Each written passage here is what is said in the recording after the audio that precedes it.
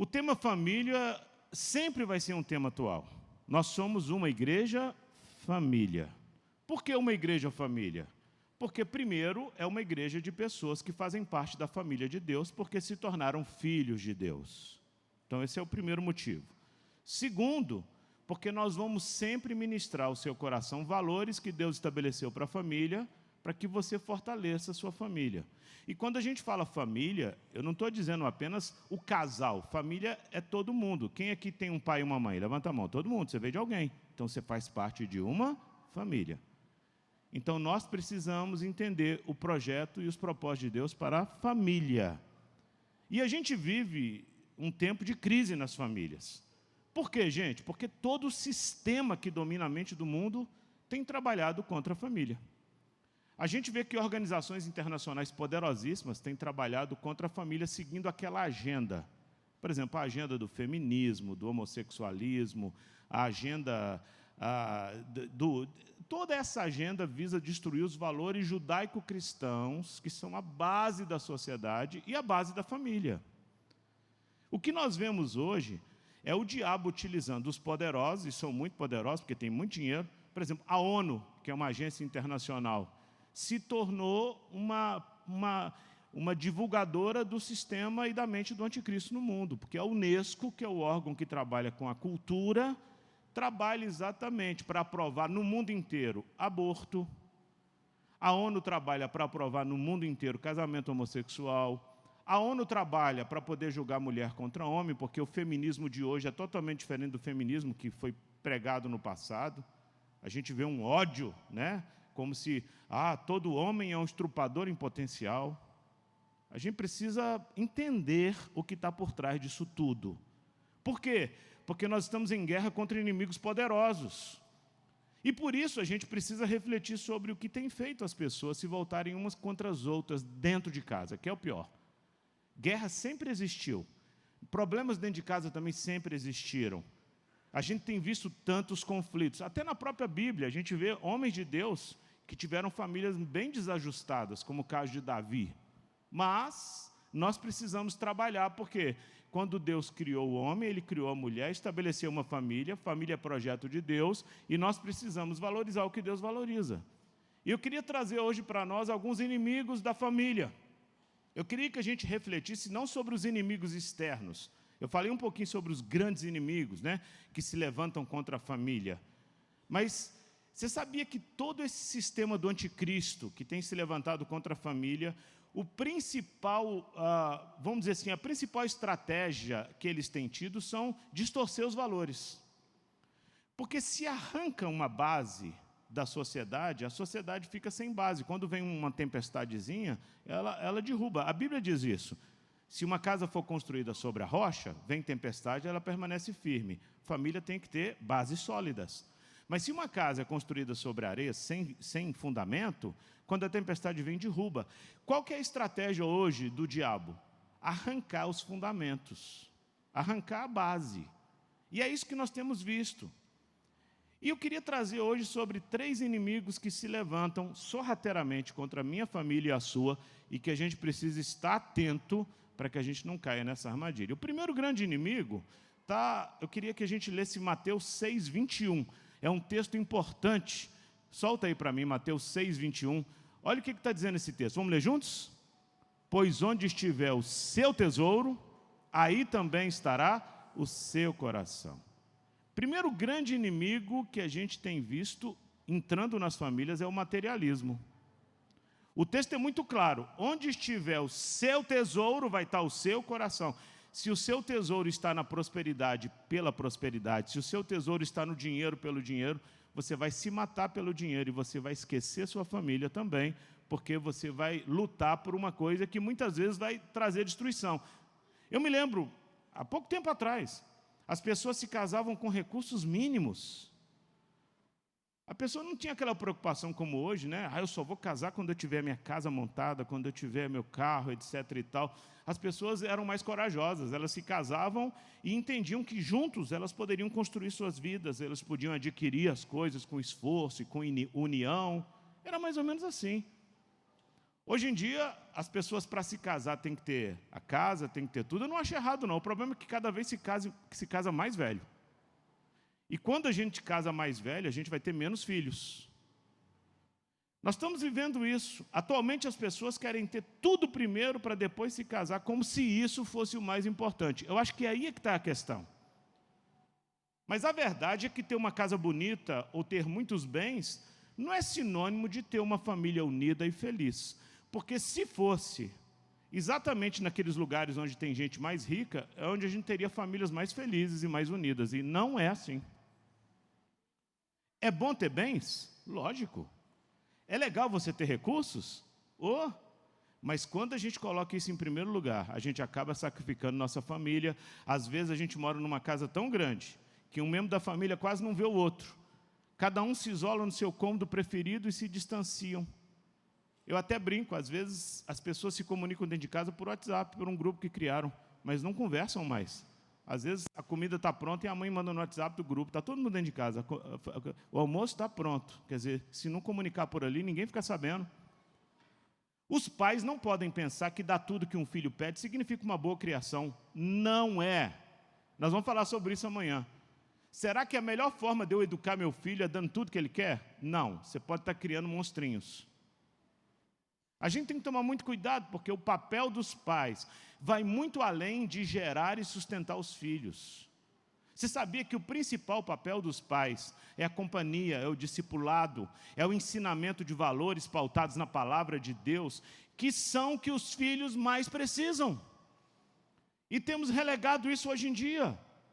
Muitos pais têm gastado seu tempo longe dos filhos, trabalhando para dar o melhor para eles, mas perdem os seus filhos para o mundo. Por que perdem para o mundo? Porque eles estão gastando o seu tempo longe deles para dar o melhor para eles e acabam perdendo os filhos para o mundo por não estarem presentes na vida deles. Nós precisamos tomar muito cuidado. Eu tenho percebido que quando os valores materiais estão em primeiro lugar na família, as pessoas às vezes se tornam inimigas umas das outras.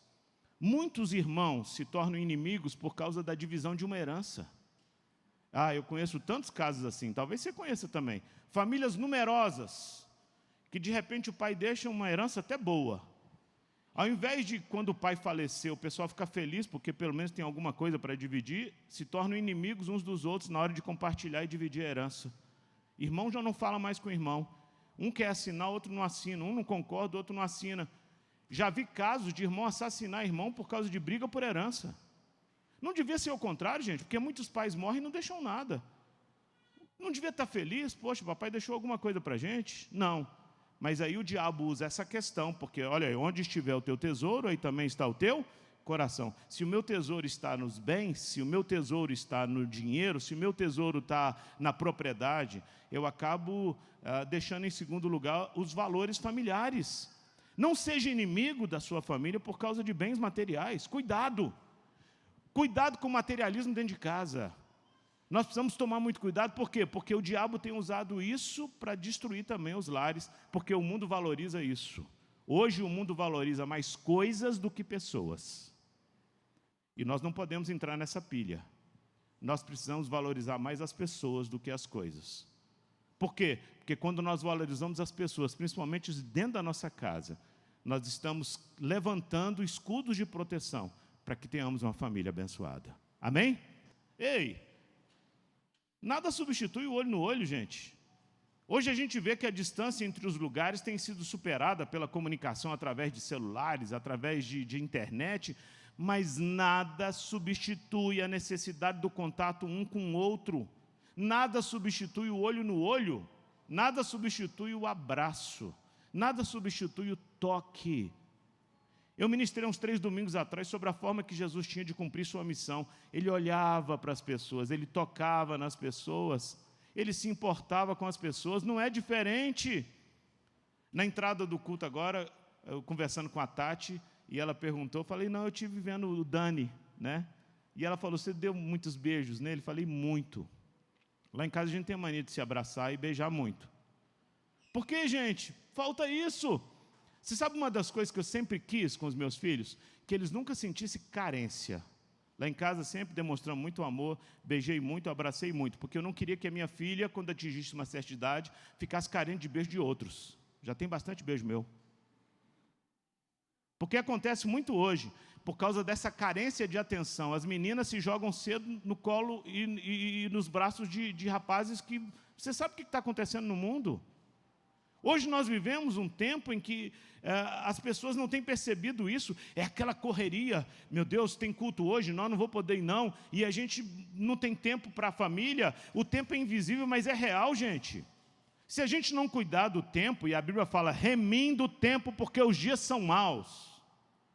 A gente pode olhar para trás e ver muitas oportunidades perdidas. E existem oportunidades que não voltam atrás. Existem até algumas que você pode ir lá atrás e consertar, mas a maioria não volta atrás.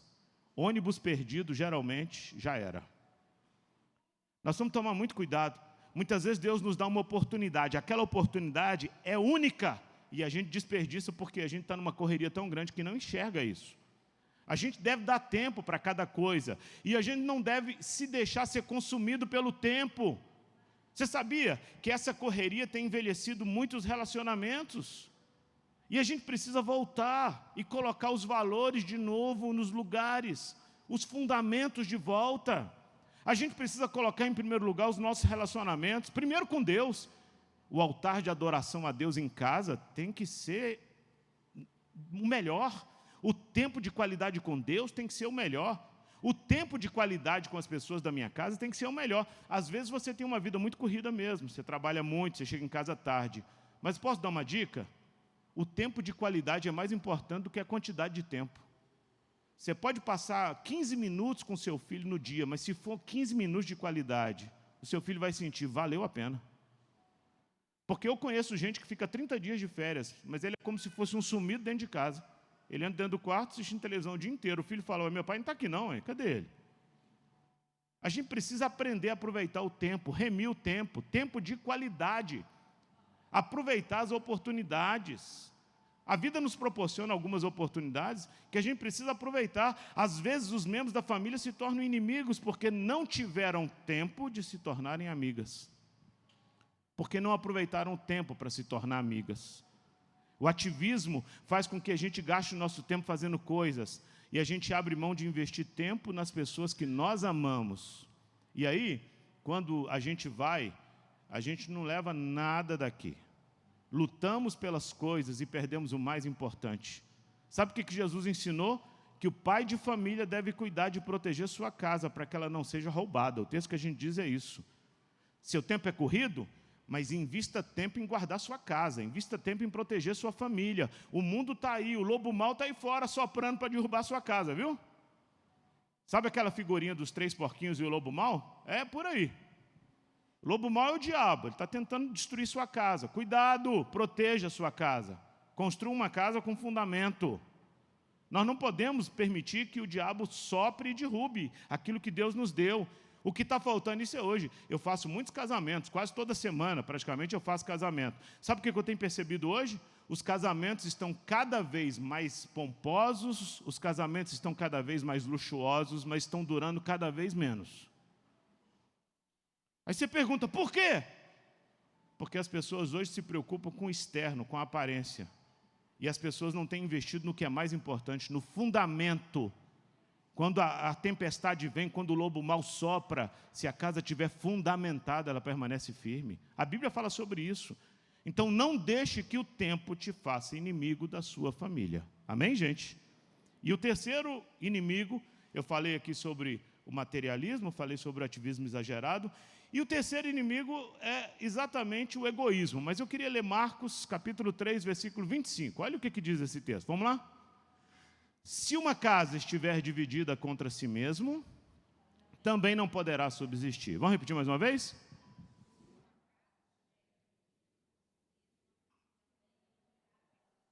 Você sabia que nós somos naturalmente egoístas? Sabe aquela ideia de Gracimiano, aquela ideia da esquerda de que o homem é bom e a sociedade que o corrompe? Isso é antibíblico. Nós somos pecadores por natureza, não somos bons. O egoísmo faz parte da gente. Você quer ver? Se eu pegar, por exemplo, criancinhas de menos de 1 ano e eu deixar sozinhas aqui num círculo, uma vai brigar com a outra porque vai dizer, é meu. Quem ensinou isso? Está dentro, gente.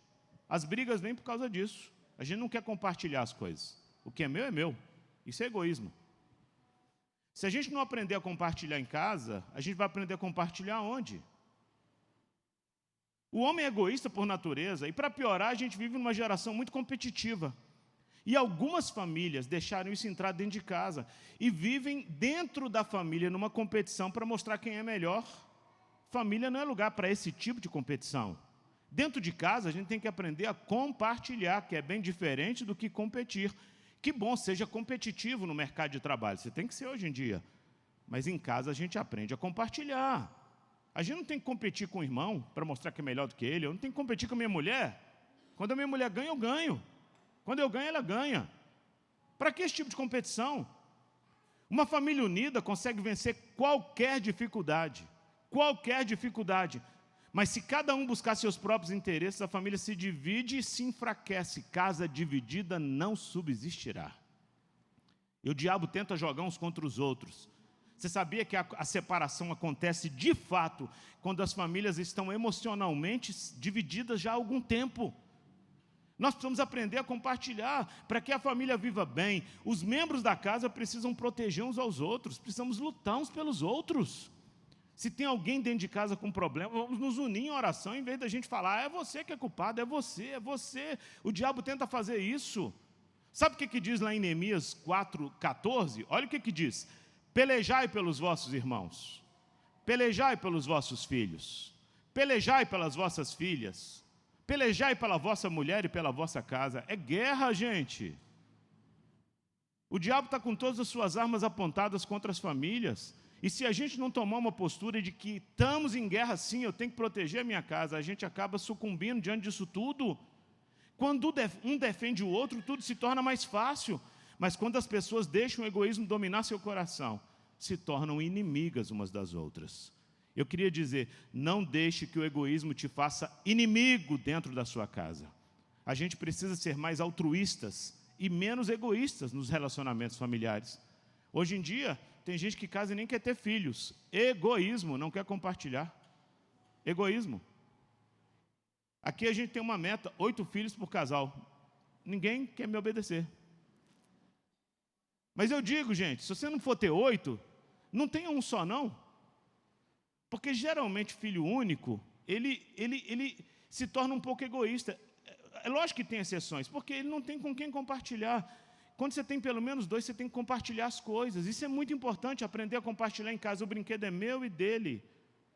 O quarto, muitas vezes, é meu e dele. Lá em casa eram 5, gente. Se não aprendesse a compartilhar, a gente se matava um ao outro.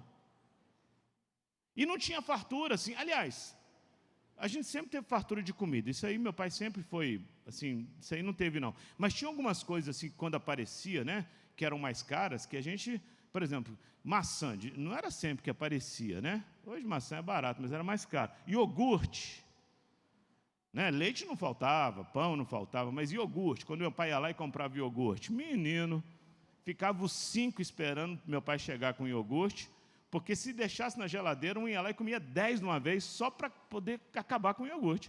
Aí a gente chegava lá, quando chegava o iogurte, ou a gente contava e dividia na hora, tipo assim, ó, 3 é seu, 3 é seu, 3 é seu, 3 é seu, ou se não estava em casa e só um recebesse, já aconteceu de um irmão meu pegar uns 10 iogurtes e pôr dentro do guarda-roupa dele e guardar. E a gente chegou, cadê o iogurte? Eu não sei.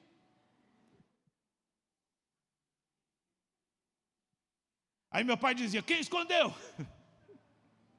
Aí achava o iogurte, traz de volta. A gente aprende a compartilhar nesse ambiente. A gente aprende que tudo é nosso. É nosso, gente. Nós precisamos aprender a fazer isso. Isso é altruísmo. Aprende-se em casa, porque nós somos naturalmente egoístas. Se a gente não trabalhar isso, a gente vai se tornar egoísta dentro de casa. Tudo é meu. Não, é nosso. A gente precisa aprender isso. A gente sabe que a vontade de Deus é que a família vive em paz, mas infelizmente muitas famílias têm se distanciado dos valores que a Bíblia ensina. Presta atenção, gente, presta atenção. Se os valores distorcidos do mundo estão entrando dentro da sua casa, eles vão separar vocês, se você não tomar uma posição rápida. Não permita que tudo isso que o mundo ensina entre dentro da sua casa. Não permita que os inimigos da cruz tragam contenda e confusão dentro da sua casa. Hoje, no culto das 5, está ali, né, o nosso querido, ele disse uma coisa bonita. Lá na casa dele, ainda tem esse negócio de benção mãe, benção pai. Né? Quando reúne na casa da avó, é aquela multidão. Você sabia que hoje é raridade isso? Isso é raridade. Agradeça a Deus por isso. Porque a gente vive num mundo que às vezes você vai marcar um almoço dentro de casa, todo mundo tem compromisso, e aí você se frustra porque aparece um ou dois só. E a família às vezes é grande. Nós precisamos voltar ao primeiro amor, gente. A gente precisa voltar às raízes.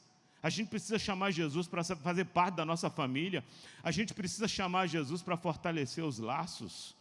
Porque a Bíblia diz assim: Ele converterá o coração dos pais aos filhos e o coração dos filhos aos pais. A gente precisa voltar a isso. Ei, o coração do nosso filho é de quem chegar primeiro. Seja o primeiro a chegar. Cada um de nós. A gente precisa dentro de casa do fruto do Espírito Santo. Qual é o fruto do Espírito Santo? Né? Paciência, mansidão, domínio próprio. Só o Espírito Santo causa isso. E para conviver bem não tem que ter tudo isso? Sim ou não? Às vezes dá vontade de você dar aquela rachada, você fala: Deus, me dá mansidão, Senhor. Às vezes dá vontade de xingar aquele palavrão, você fala: Senhor, domínio próprio. Minha língua, Senhor. Tem que estar vigiando o tempo todo. A gente precisa aprender. Não permita que o materialismo te faça priorizar coisas mais do que pessoas. Você pode ter várias coisas, tomara que você cresça, tomara que você tenha bens, mas não valorize os bens mais do que pessoas. Não largue o que é mais importante para poder dar bens para aqueles que muitas vezes você pode perder porque não está presente. A gente precisa aprender. Nós não podemos perder tempo com qualquer coisa que nos leve ao ativismo.